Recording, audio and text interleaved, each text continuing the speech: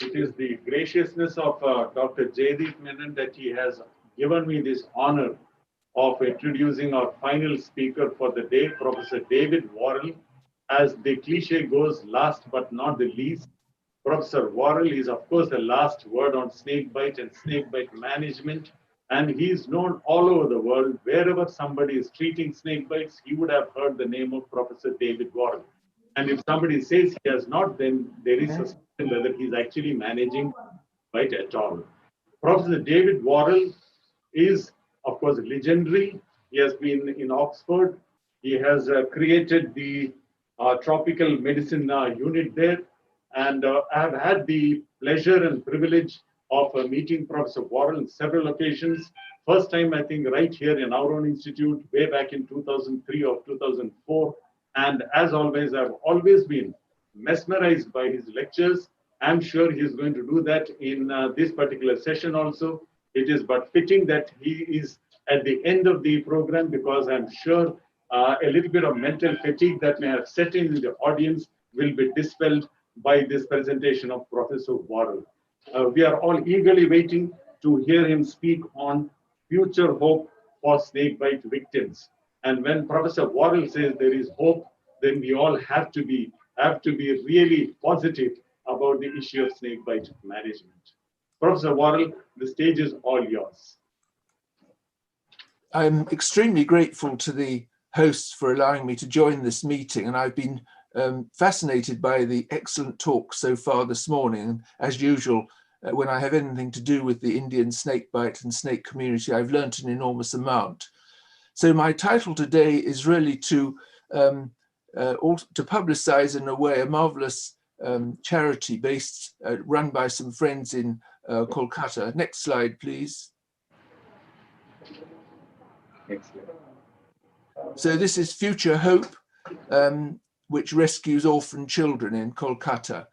So I'd like you all to know about them. But the point about this group of delightful children is to remind you that in the last 20 years, according to the recent findings of the Million Death Study, 325,000 Indian children have died of snakebite. That's a 28% of the total deaths from snakebite in India during that period.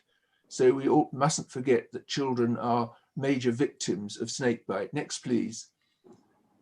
So I want to quickly cover a few of these areas today, which I regard as the future hope for snakebite victims. So their hope for a better future, for better treatment, rests on improvements in all these different areas. Next, please. We've heard a lot about community education already today. Very impressive what's being done. Next, please. How to avoid and coexist with dangerous snakes to reduce the risk of bites. I think we're all aware of the principles here.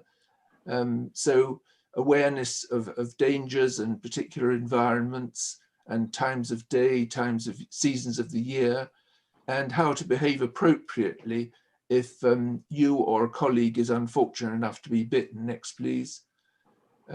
First aid and so on, and confronting the problem of traditional treatment and traditional therapists. Next, please. So here are some examples from Myanmar. At the top, a township committee, snakebite committee, given the task of trying to decide how to reduce the risk of snakebite. And then the bottom two pictures from my Myanmar colleague, Dr. Utung Pei, about developing lightweight protective equipment to protect particularly agricultural workers. And as you can see, putting them to the test here, using with the help of volunteer Brussels vipers. Next, please. Next, please. I think as far as disseminating community education is concerned, we must explore all available channels. And we must test the acceptability of interventions before we try to promote them. And one obvious example, the top here, is during the ploughing and the transplanting season in the rice fields, which are a major source of snakebite in many Asian countries. It's clearly impracticable for these farmers to wear boots, even if they have mechanized transport.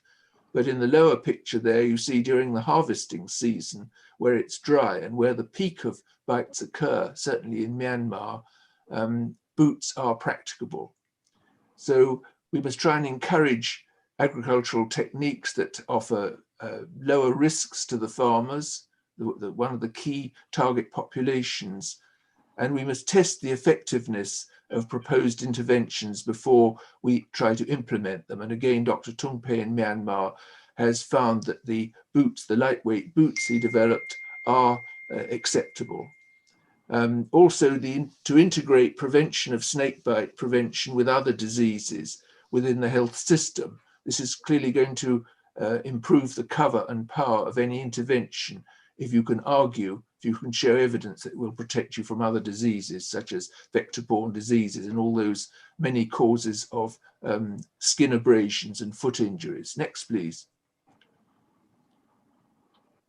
So it's important to promote, previous slide please, to promote an effective first aid method. Next. Next, please. Yes, this one. And currently the first aid method which has most going for it is the compression pad immobilization method. It's very simple. You apply a pad of almost any material, a material that happens to be available directly over the bite site. You bind it on very tightly with a non-elastic bandage and you splint the limb to achieve immobility. Next, please. Next, please. This is a comparison of the pressure pad. Next. Next. Next. Sorry, back again. Sorry, this is difficult because I'm not controlling it myself. Yes, thank you. Please stick on this slide. This is a comparison between these two very highly publicized first aid methods for snakebite. On the left, the pressure pad immobilization, and on the right, the longer established pressure bandage immobilization method, the so-called Sutherland wrap, which we heard referred to earlier this morning. And as you can see, under all categories, the pressure pad is much more realistic. It's easy to teach people to use this method. The materials are readily available. The dangers are negligible. And the isotope labeled mock venom studies in humans and volunteers show that it's effective in restraining venom-sized molecules. And most important, there are two small field studies, which I'll show you briefly, which show that this method is effective in restraining venom molecules from leaving the site of the bite as long as the pressure pad is applied. Compared with those advantages, the pressure bandage immobilization method is really pretty impracticable. You've got to use heavy-duty elasticated bandages, which are expensive and rarely available. It's a very difficult technique to teach effectively because people tend to apply it too tightly. And there's, apart from anecdotal cases, which are individually pretty impressive, I must admit, there's really no clinical evidence. Struan and Sutherland chose not to test this method clinically. Next, please. And here's the evidence in two parts from my colleague, Dr. Tungpe in Myanmar. You'll see in this chart, the time is along the bottom and the venom level measured by a sensitive enzyme immunoassay in the bloodstream is in the vertical there. And you'll see that in 15 patients, as long as the pressure pad was applied, there was virtually no release of venom into the general circulation. But once the pad was released, the venom levels rose. Next, please. This was followed up with a second smaller study in 9 patients with the same result. So this method does seem capable of restraining venom molecules. In this case, it was Russell's viper in Myanmar in the area of the bite by compressing veins and lymphatics. Next, please. So training medical staff is terribly important. We have to include snakebite in the curriculum. And remember, the people who look after snake bites, depending on which country you're in, anyone from qualified doctors to nurses, midwives, health workers, pharmacists, and so on. And it's important to incorporate teaching in national guidelines and to include questions on snakebite in exams. That is the ultimate test that you're really taking snakebite seriously. And here, next please, and here are some examples of teaching in Myanmar and in bottom left in Little Flower Hospital, Angamali, where I've had links since the 1970s. It's a marvelous hospital, and I'm grateful to my colleagues from Angamali for inviting me today. So bedside teaching, there's nothing like it, and teaching enthusiastic young medical students and persuading them that snakebite is an important aspect of acute general medicine. Next, please. Now, I'm very keen on doing clinical research on snakebite patients. And just one historical reference here. This is an ancient English poet called Alexander Pope, and he made this famous remark: the proper study of mankind is man. We can get a certain way looking at mice and animal models, but ultimately we really have to do clinical studies of human patients. Next, please. Some venom effects are extremely different, species related, comparing humans and mice. And I'll give you an extreme example of that in a moment with the cobra venom. There's no substitute for prospective ethical investigation of human snakebite cases. And we can study mechanism of life-threatening dysfunction using an expanded range of techniques, including enzyme immunoassay to confirm the species and to measure the concentration of venom antigens in the bloodstream. And also to remember the many neglected target organs. I mean, one is the myocardium. It's already been mentioned this morning in relation to the Rajasthan Naya population. Certain key processes such as inflammation and toxins, which you probably can't see there. My example is going to be atrial natriuretic peptides, which are found in the venoms, for example, of many of the Asian kraits. Next, please. And here's one extreme example, an African spitting cobra. If you test this venom in the laboratory, mice die of neurotoxicity, of convulsions very rapidly. Humans don't develop any neurotoxic signs at all. But in human patients, the venom exerts a terrible effect, causing local necrosis, which is very rarely has fatal complications, but far more often leads to permanent physical impairment. Next, please. Species diagnosis is extremely important. This has been emphasized by previous speakers this morning. It's an essential basis for defining which are the common biting and envenoming species in the different areas of the country. This is a basis for designing national polyvalent antivenoms, and we've heard an argument for regional antivenoms given this morning. I think the previous speakers already made this point very clearly. To make a species to have a species diagnosis empowers you to provide optimal treatment. And this applies even if you have a polyvalent antivenom. You must still be prepared for the individual complications associated with the species, the venom that's involved in your patient. And this is very important in carrying out any clinical research in countries, certainly countries like India, but there's only a very few countries in the world where there's only one venomous species, where you can ignore the differentiation of species identity. And finally, very important, this will provide a basis for developing reliable clinical phenotypes as a basis for algorithmic and syndromic diagnosis and treatment. Very often we have to rely on a syndrome, identifying a typical clinical syndrome, since if we don't have any other means of diagnosis. Next, please. Now, here are the different methods for making species diagnosis. In a way, the ideal is expert identification of either of the snake specimen responsible or of a photograph of that specimen. Increasingly, smartphone photographs are available. Then there's qualitative and quantitative enzyme immunoassay. There's only one commercially available example of this worldwide, and that is the Australian so-called VDK, venom detection kit.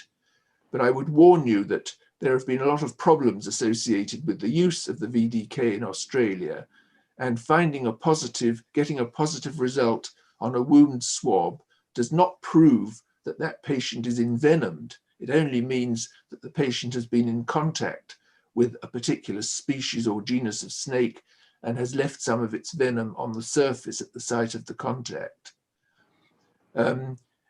The indirect identification of patients by patient or witness, we've already seen examples of this using museum specimens and so on, can provide a useful clinical clue, but it's unacceptable for research purposes. Next, just to remind you, the only commercially available test in the world. Next, please.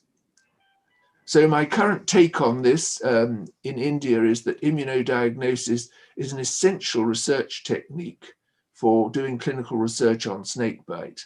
And I've still to see any publication from India in which enzyme immunoassay was used to confirm species diagnosis.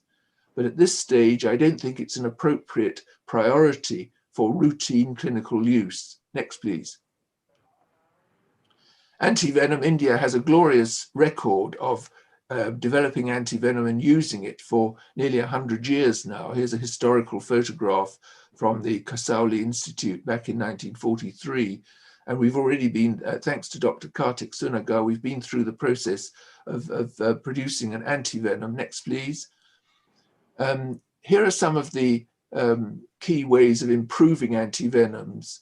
And I think our priority here should be to improve polyclonal polyspecific antibodies raised against whole venoms. There are other experimental clever techniques, but I think that this should be our priority, is to go with the traditional pattern, but to improve it. We've heard plenty of arguments already today about how we should redesign our antivenoms according to new information about the diversity and clinical importance of herpetofauna, that is the pattern of venomous snakes in each part of the country, and how we should reconsider the choice of immunizing venoms, not just going from venoms from just one part of India, but bearing in mind the variation, but both within species and between species in different parts of the country. Certainly there's a need to improve refinement to try and reduce the incidence of adverse reactions. And we can also reconsider the choice of animals. And there's a lot to be said for camelids, camel-like animals. It's important, finally, to validate the safety and effectiveness of antivenoms in clinical trials. There is no other way of confirming safety and effectiveness of an antivenom except by doing a clinical trial in patients. Next, please. Next, please. Just to remind you that India has a great deal of expertise in the area of camels. This is my friend Dr. P.D. Tanwa up in Bikaner in Rajasthan, where there's an institute of camel care.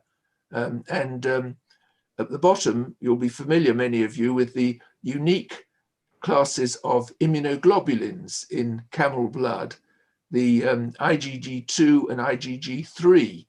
And these are whole heavy chain, next please, heavy chain antibodies with a unique VHH single domain antibody binding site, which has enormous theoretical advantages for future antivenom production.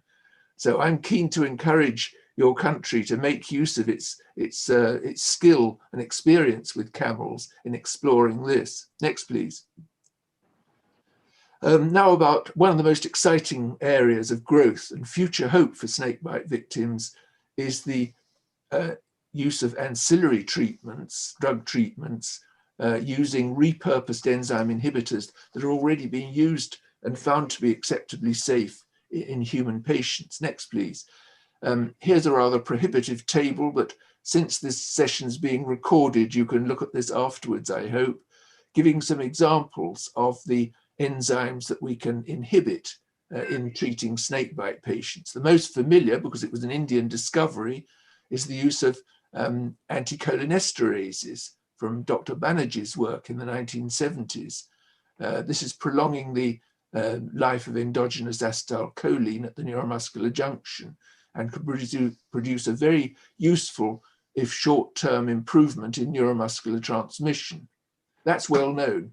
But these other compounds have not been tested yet in human patients. They target metalloproteinases, serine proteases, phospholipases A2, and hyaluronidase, and there are other examples as well. Probably the most exciting, and the one you're most likely to have heard about, is varespladib, which inhibits not only venom, but also tissue phospholipases A2. And that might be important. I mentioned the inflammatory process a few minutes ago, because varespladib might also damp down the deleterious inflammatory response to envenoming in humans. So watch this space. It's going to be very exciting. Next, please. Surgical treatment. This is a controversial area which I'm very exercised and anxious about. I've listed here some of the areas where surgical colleagues provide us with essential help. Draining wound abscesses, aspirating tense blisters, but don't deroof blisters because that exposes a large area of vulnerable dermis to infection and damage. Debridement or even amputation of necrotic tissue to avoid allowing the growth of dangerous organisms in the necrotic tissue, and a particular anxiety have about necrotizing fasciitis, which I believe is occasionally being misdiagnosed as envenoming, as an effect of envenoming. And as we all know, all we physicians know, necrotizing fasciitis is a disease where we need the urgent help of surgical colleagues. Skin grafting, and a main argument of mine is to try and discourage fasciotomy. We've got to encourage restoration of function in the bitten limb. So here are some examples. There's a wound abscess that needs aspirating. Next, please. Tense blisters and the results of skin grafting. And bottom left is an example of necrotizing fasciitis, which could easily, I think, be confused with envenoming and perhaps not treated appropriately. This is an extreme medical emergency, as you will all know. Next, please. Next, please. Now, fasciotomy. Here's an ancient Japanese picture of fasciotomy occurring without anesthetic in a heroic Japanese general. Well, it's not quite like that these days. Next, please. The problem here is that surgeons may be misled because snake-bitten limbs sometimes look just like limbs with compartment syndrome. They have all the clinical signs. So here are the 5 Ps of compartment syndrome, which will often be recognized by our surgical colleagues. So pain, pallor, pulselessness, paresthesia, and paralysis. These are compatible with snakebite with severe local envenoming, as in this example from Thailand, from a Malayan pit viper. This apparently pulseless limb, in fact, the pulses were present and were detectable by Doppler probe there. And I want to emphasize that there's been a lot of discussion about the role of fasciotomy in snakebite limbs over the last 2 or 3 decades. And international expert surgical opinion has now moved very strongly against fasciotomy in snakebite victims, except in a very few highly selected cases. Next, please. Fasciotomy should never be carried out until antivenom has been given to neutralize the effects of circulating venom. Hemostasis has been restored with antivenom, speeded perhaps with blood products. And you must have demonstrated that the intra-compartmental pressure is really raised and is raised in a sustained way over at least an hour. Because as I've just pointed out, the clinical signs can be very misleading. And there's a warning here: compartment syndrome is potentiated by pressure bandaging and by excessive limb elevation. And unfortunately, experimental evidence in animals suggests that muscles that have been sufficiently envenomed to raise significantly the intracompartmental pressure are non-viable. So the results of fasciotomy will be disappointing. Next, please. Fasciotomy itself, of course, can produce considerable morbidity and prolonged hospital stay.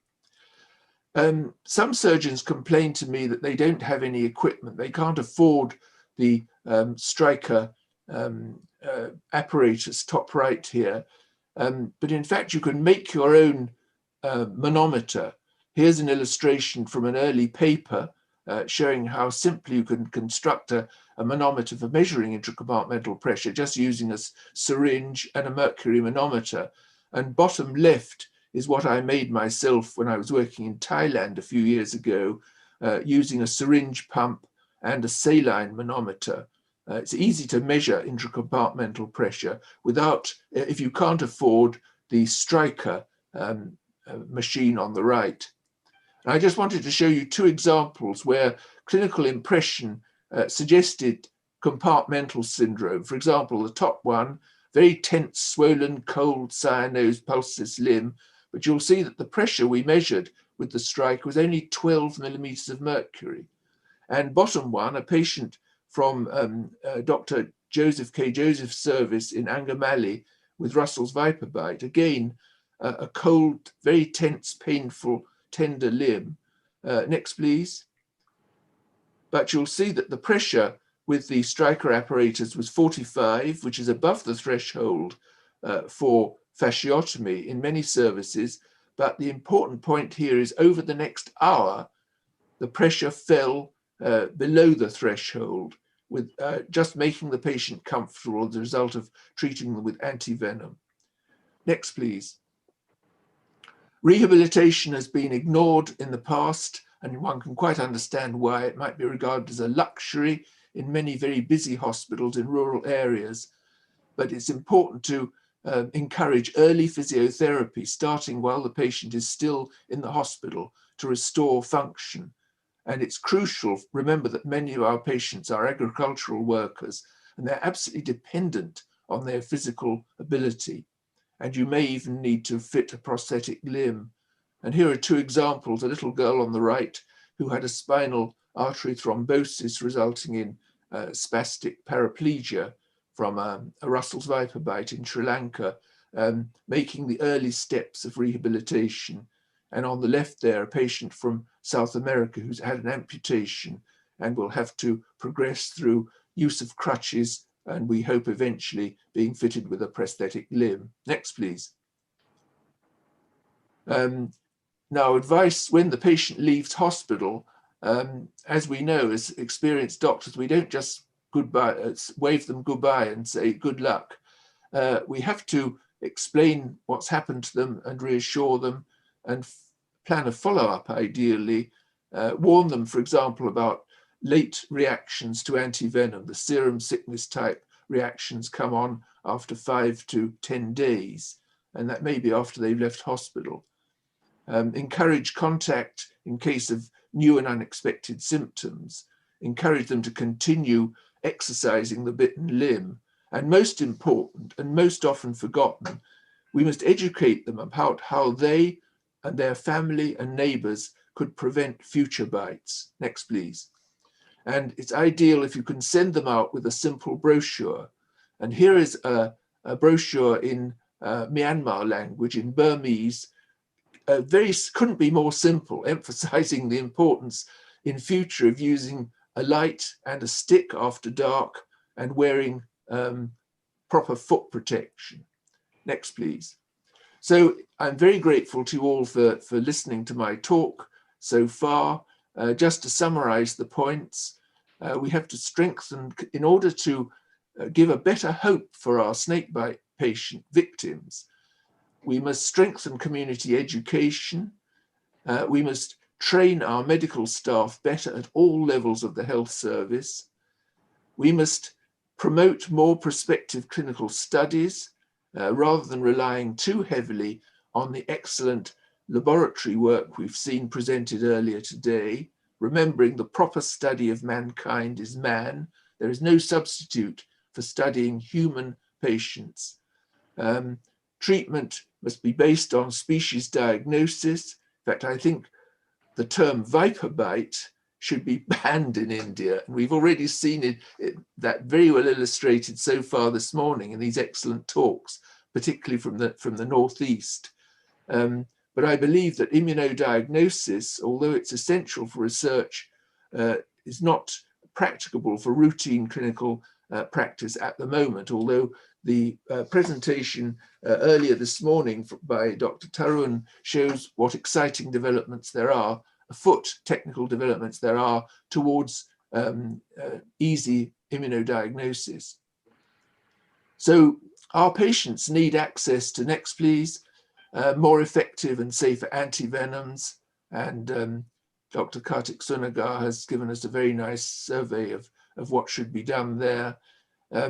I've given you the exciting prospect of new ancillary drug treatments, and I've been very cautious about surgical treatment and emphasized how rehabilitation should be continued, and the patient should be followed up after they leave the hospital. So thank you again very much for your attention and for this invitation. I feel very privileged to be admitted to an Indian meeting, and I have learnt an enormous amount from today's experience. I look forward to the other 2 days of the meeting. Thank you all so much.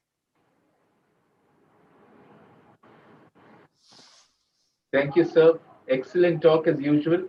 I think there are a couple of questions on the chat box. Yeah, the first question is from Kartik Sunagar. Thanks very much for the excellent talk, Professor Warrell.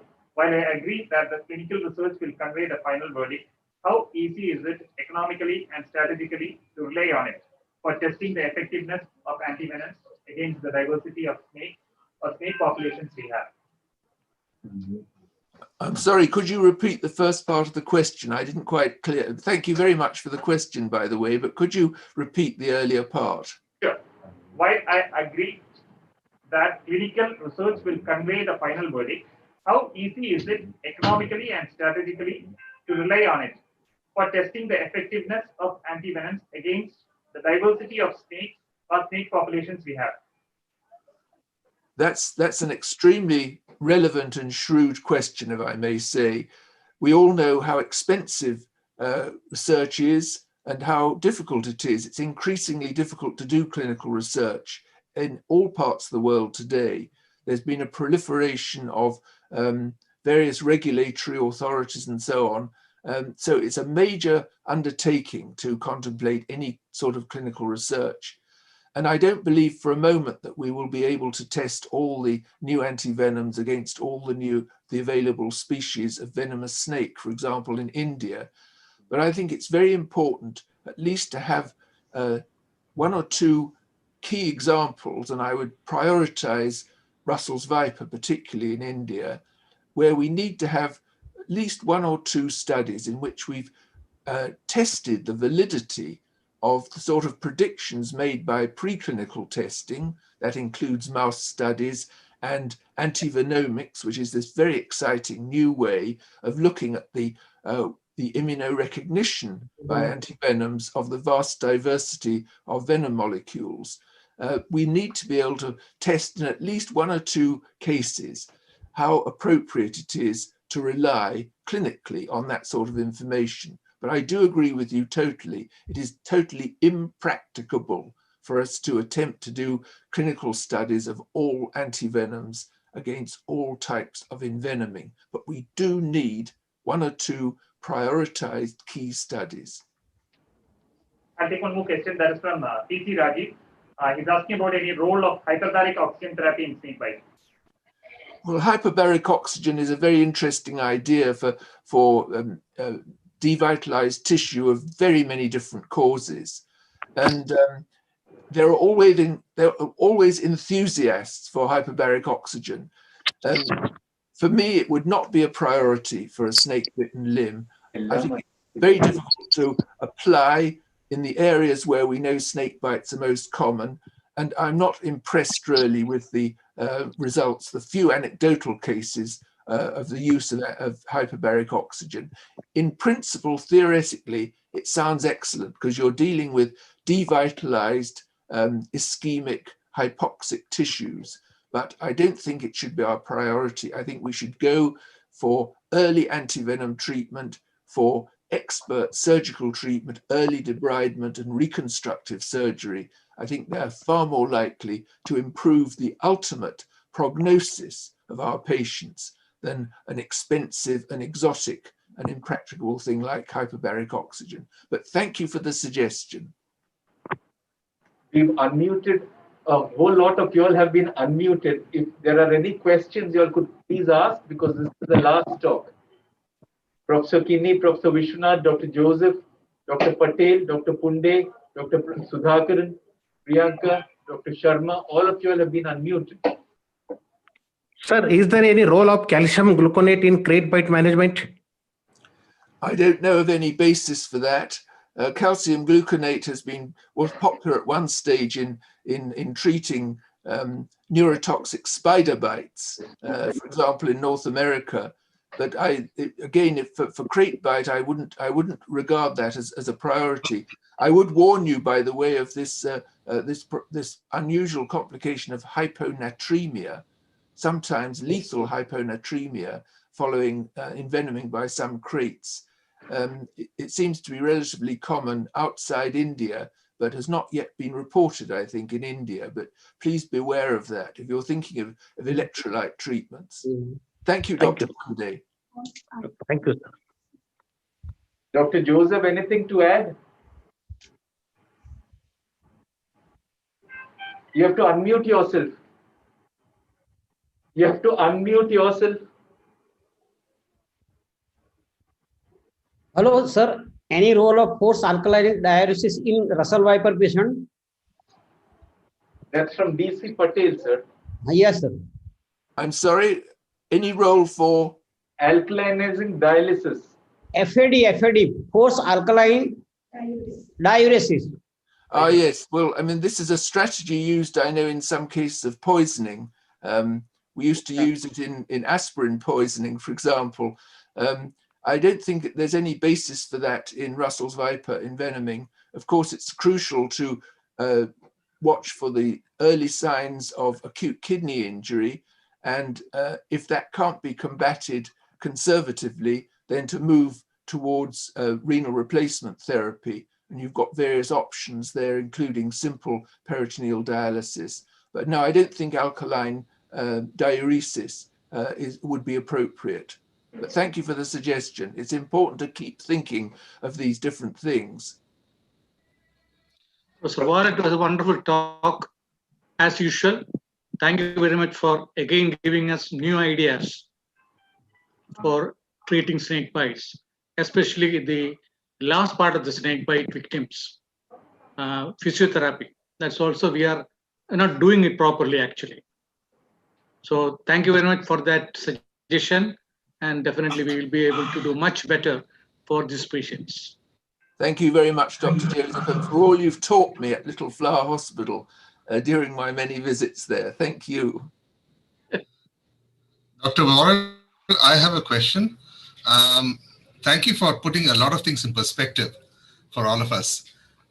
The Americans are still fond of doing fasciotomies, especially for the crotalid bites. So should it be totally banned? Because I know there are a lot of legal cases which come out from their forensic herpetologists in court cases because these led to amputations and other things. What is your opinion about that? Well, thank you, Dr. Paul. Yes, you're absolutely right. America has been the hotbed of fasciotomy. In fact, there was a famous Thomas Glass Jr. in San Antonio, Texas, and he not only attacked the wound site, he did extensive wound excision to remove the venom depot. He then proceeded with these long S-shaped incisions pretty well from chin to apex, as it were. Well, this is the interesting thing, that if you review the literature now, there have been 4 or 5 reviews by experienced, very reputable North American surgeons, in which they've looked at the evidence and they've come out against the use of fasciotomy for pit viper, for rattlesnake bites and so on in the United States. And that's impressed me very much.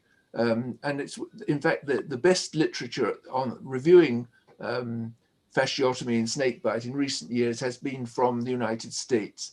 And as I said in my talk, international opinion has now moved very much against fasciotomy, except for very few exceptional situations.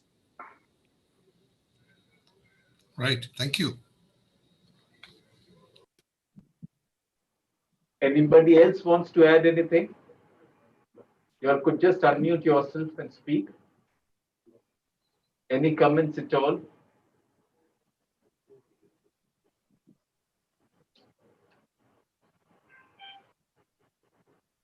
Wonderful first day sessions, Jaideep, and all the speakers made wonderful discovery. I'm extremely happy people are coming up with new enthusiasm and new ideas. And of course, I would like to thank David for giving a wonderful talk in the end to put the icing on the cake. Thank you, David. And thank you all for organizing as well as wonderful talks. Thank you. Thank you.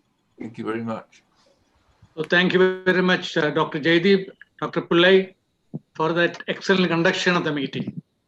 It went on very well. But I just have one question, sir. I'm Priyanka here. Dr. Warrell, thank you for your excellent presentation as usual, sir. And I had typed my question in the chat box here. When I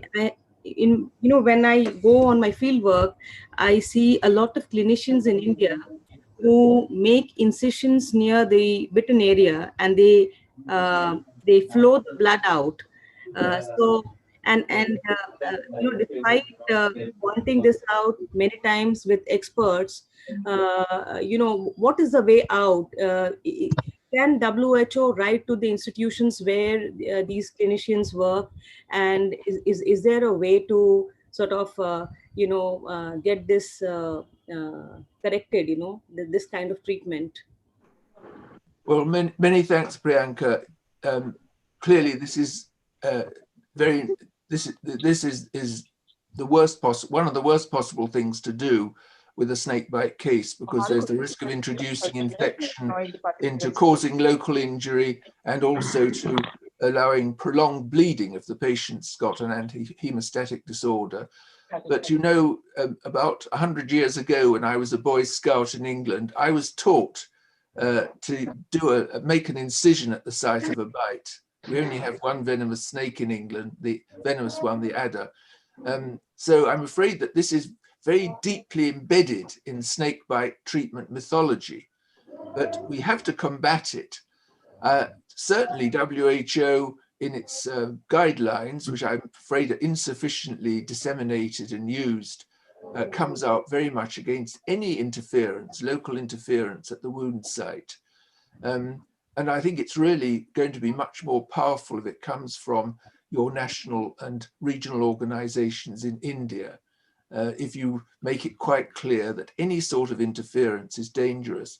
And I'm still seeing cases to review where terrible consequences occur, including, I mentioned this business of necrotizing fasciitis, which is a rapidly evolving, highly fatal bacterial infection.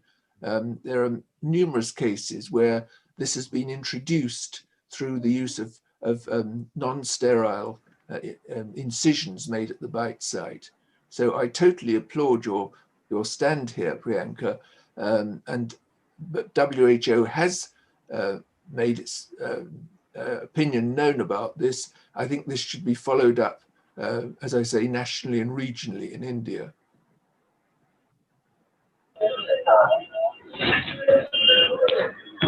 Hello.